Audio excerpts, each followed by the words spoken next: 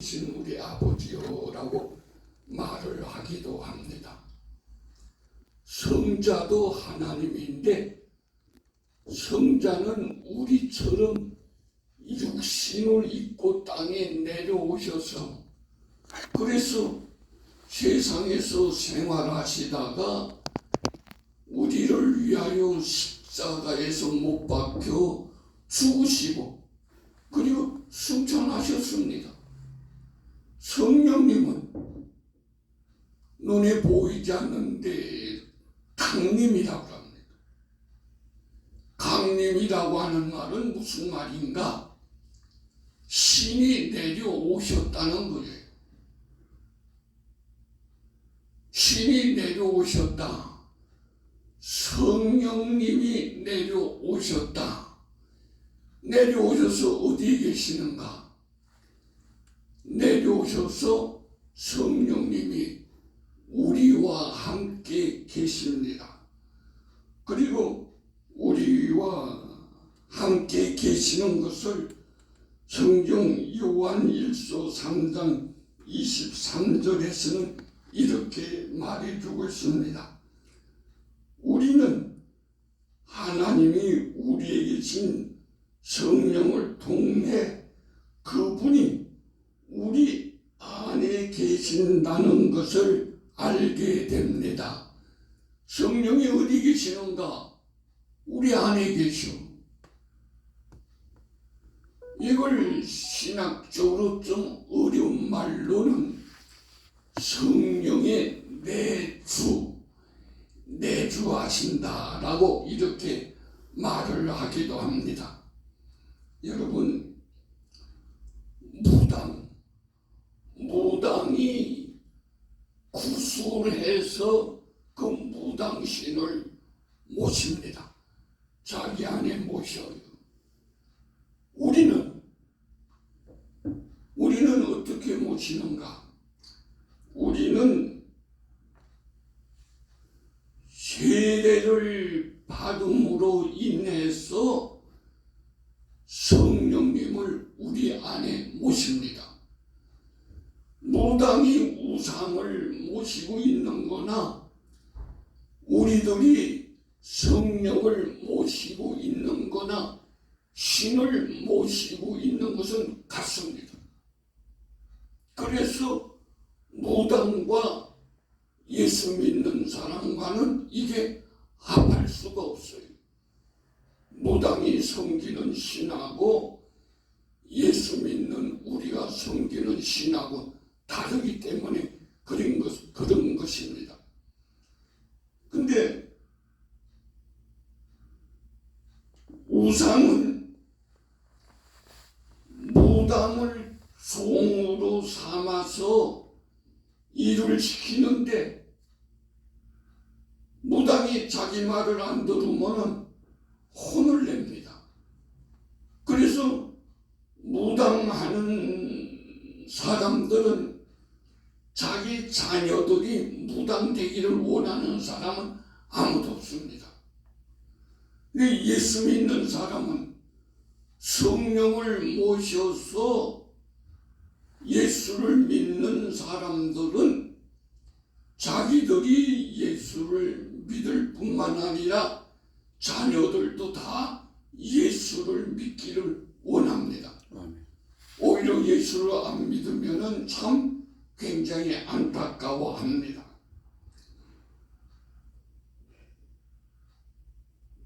왜 그런가? 우리는 하나님께서 우리를 하나님의 자녀로 삼아 주신 것입니다. 우상은 무당을 종으로 삼아서 말 안 들으면 혼을 내는데 하나님은 우리를 하나님의 자녀로 삼아 주셨는데 우리도 말 안 듣는 때가 있잖아요. 하나님 말씀대로 안 살고 내 마음대로 한 때가 있는데 그럴 때 하나님께서 우리를 혼내주시는 것이 아니라 하나님은 안타까워하면서 기다리십니다. 하나님은 사랑이시라. 그래서 기다리고 있습니다. 이 얘기가 소위 탕자의 이야기입니다. 아버지가 탕자를 기다리듯이 하나님은 말 안 듣는 우리들을 혼내는 것이 아니라 깨달아 알 수 있도록 그때까지 기다립니다. 성경에서 보면 고난 당하는 사람들이 그 고난 하나님께서 다 알고 있으면서도 기다리고 있어요. 그 고난을 착착착착 해결해 주면 좋을 텐데 하나님은 그런 방법을 쓰질 않습니다. 하나님의 방법은 기다리는 것입니다.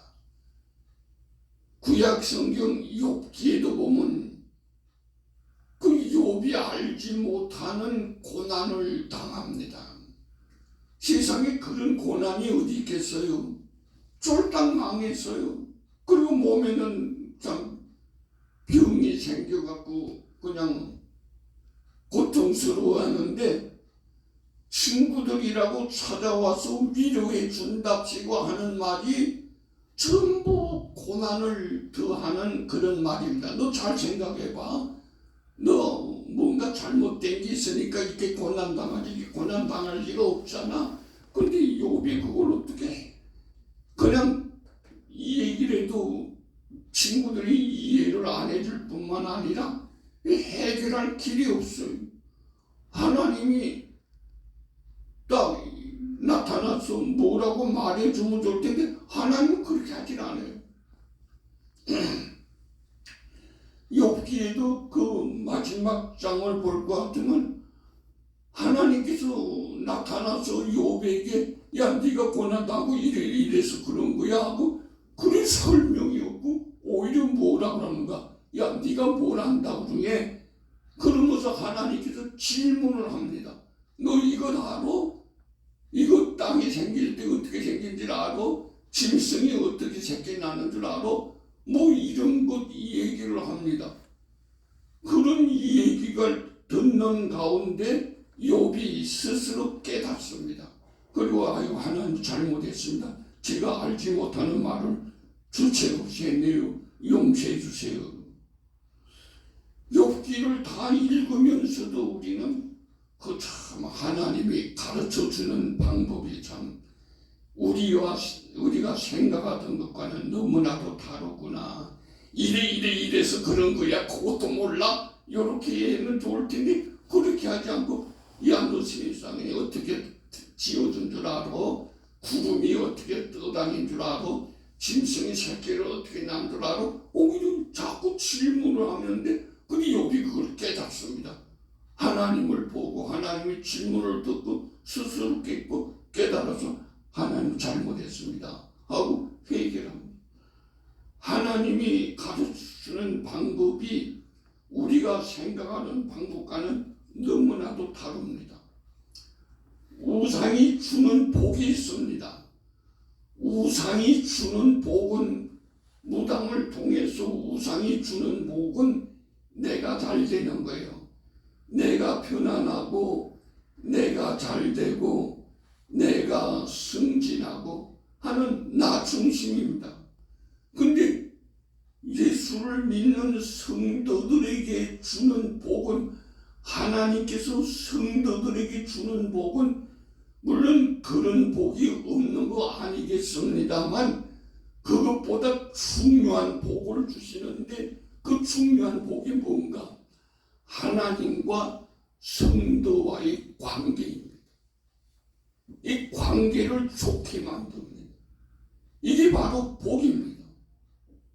하나님께서 우리를 자녀로 삼아 주셨기에 하나님은 자녀들이 잘 되기를 원해서 그 관계가 좋기를 원하는 것입니다. 그래서 예수 믿는 사람들이 받는 놀라운 복은 하나님과 관계가 좋다. 근데 예수 믿는데도 고난 당하는데도 근데 그것을 깨닫는 사람은 뭐라고 말하는가 하면 고난이 오히려 나에게 유익이다. 고난이 없으면 내가 어떻게 이걸 알았겠는가? 고난을 통해서 알게 됐으니 고난이 나한테는 유익한 것이었다라고 이렇게 이 얘기를 합니다. 성령은 하나님이신데 하나님이 영으로 눈에 보이지 않게 우리 속에 내주해 계십니다. 그래서 우리는 보통 사람들이 아니에요. 성령이 내주해 계시는 성령의 사람들인 것입니다. 우상을 섬기는 사람들이 말을 하면은 무당 같습니다. 그 우상을 섬겨서 무당이지 우리는 하나님을 섬겨서 성도입니다. 같습니다. 근데 신이 다르기 때문에 같이 할 수가 없는 거죠. 항상 무당들은 예수 믿는 사람 아주 멀리하고 예수 믿는 사람들은 길을 쓰고 무당들 보고 때려치우고 예수 믿으라고 안 된다고 말을 하기도 합니다. 어쨌든 성령님은 하나님이신데 눈에 보이지 않게 우리와 함께 계신다, 내주하고 계신다 하는 사실을 기억해야 될 줄 아는 것입니다. 그럼 성령이 하시는 일이 무엇인가? 성령이 세상에 오셔서 하시는 일은 여러 가지가 있는 것 가운데서 믿는 일을 하게 합니다. 뭘 믿는가? 하나님을 믿는 일, 그 일을 하도록 하시는 것입니다. 로마서 8장 16절에 보면 이런 말이 기록됐습니다. 성령이 친히 우리 영과 더불어 우리가 하나님의 자녀인 것을 증언하시나니, 성령이 증언하는 것입니다. 우리들이 하나님의 자녀라는 것을 성령이 증언하실 뿐만 아니라 빌립보서 2장 11절에 보면 모든 입으로 예수 그리스도를 주라 시인하여 하나님 아버지께 영광을 돌리게 하셨느니라. 주라 고백을 한다. 예수님을 주님이라고 고백하는 것, 그건 내가 머리가 좋아서 내가 누구한테서 잘 배워서 내 환경이 좋아서 내가 아니라 하나님이 성령님이 은혜를 주어서 나로 하여금 믿게 해 주셨다고 하는 이 얘기가 바로 이런 얘기인 것입니다. 그래서 나의 지혜로 나의 노력으로 내가 신앙생활을 하는 것이 아니라 성령이 인도하심으로 성령이 주시는 힘으로 성령이 드러나게 해주시는 은혜로 내가 우리들이 신앙생활을 하고 있다는 것을 기억해야 되겠습니다. 하나님과 예수님을 알게 해주실 뿐만 아니라 믿게 해주실 뿐만 아니라 알게 해주시는 일을 하시는데, 이 알게 해주는 것은 희미하게 알게 하는 것이 아니라 확실하게 알게 해주신다고 하는 의미인 것입니다. 고린도전서 12장 3절 우리가 읽어봤습니다. 거기 보면은 또 성령으로 아니하고는 누구든지 예수를 주시라 할 수 없느니라. 무슨 말인가? 예수 믿는 것은 성령의 은혜로 믿는다고 하는 그런 의미인 것입니다. 그래서 내가 신앙생활 잘한다 하는 것 교만할 거 하나도 없어요. 성령님께서 은혜를 주셨으니까 오히려 감사해야 되는 것이죠. 에베소 1장 17절에 보면 우리 주 예수 그리스도의 하나님 영광의 아버지께서 지혜와 계시의 영을 너희에게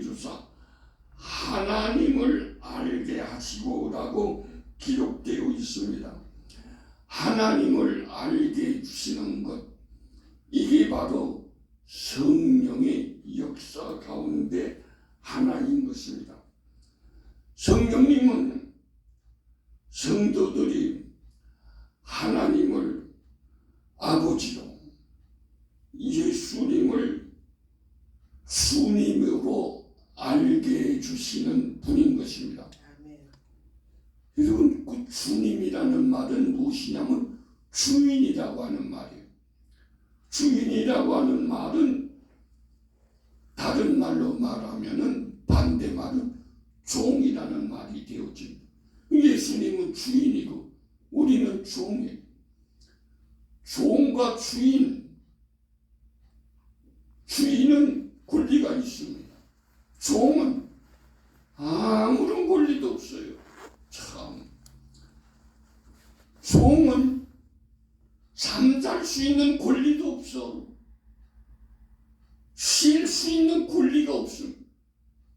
권리를 주장한다. 그건 종이 아니고 자기가 주인이라는 의미입니다.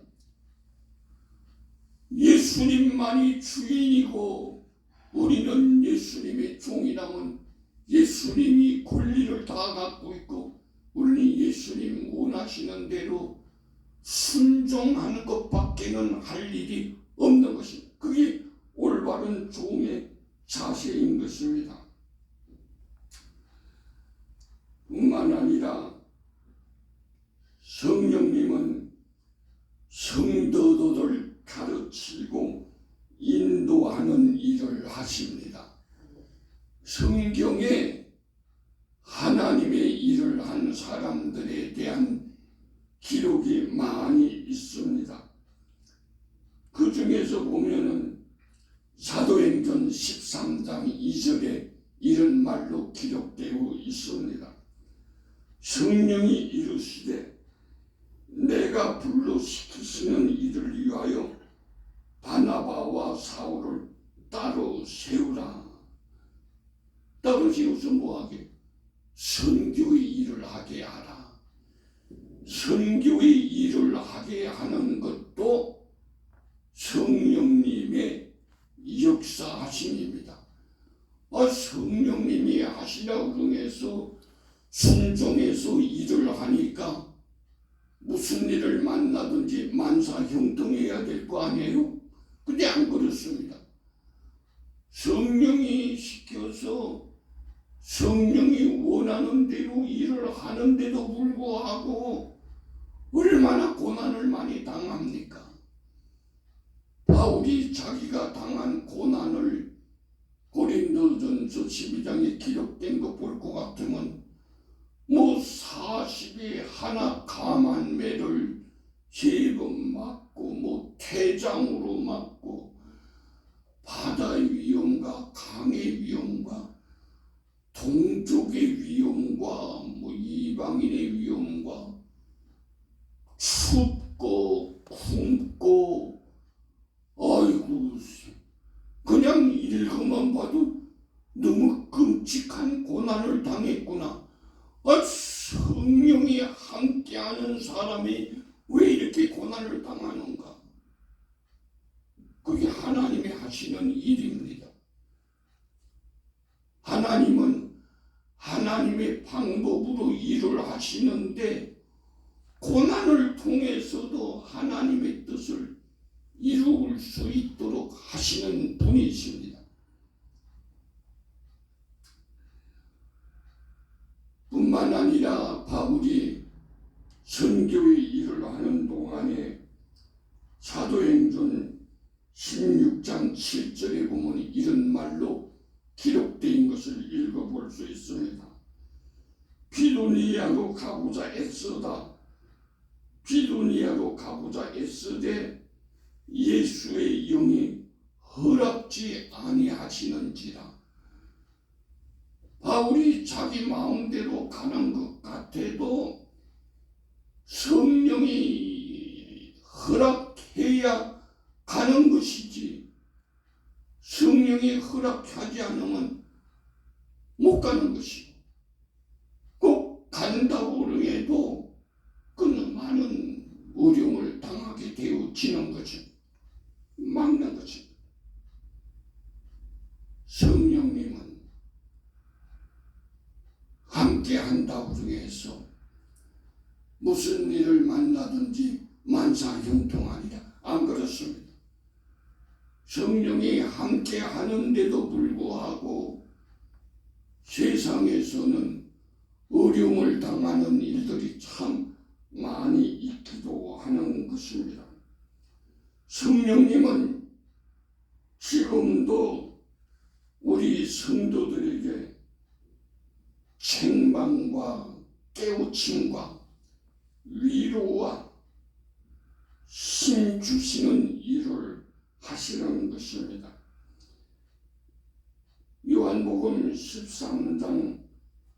요한복음 14장 26절에 보면 이런 말이 기록되어 있습니다. 보혜사 곧 아버지께서 내 이름으로 보내실 성령, 그가 너희에게 모든 것을 가르치시고 내가 너희에게 말한 것을 생각나게 하시리라. 가르치시고 생각나게 하는 일, 바로 이것이 성령님께서 하시는 이런 것입니다. 구약성경 사무엘상 15장 22절에 보면은 사무엘이 한 말이 기록되어 있는데 이런 말이 기록되어 있습니다. 순종이 제사보다 낫고 듣는 것이 수양의 기름보다 나으니 성령의 인도하심에 순종함이 은혜요 복입니다.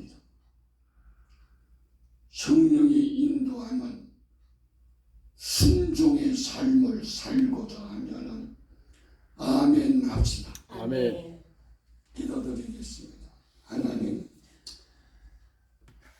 우리처럼 연약하고 부족함에도 불구하고 성령님이 우리와 함께 해주시며 우리에게 힘 주심을 감사합니다. 아멘. 깨달아 아는 대로 순종하고 복종하는 복된 삶을 살게 하여 주옵소서. 예수님의 이름으로 기도드립니다.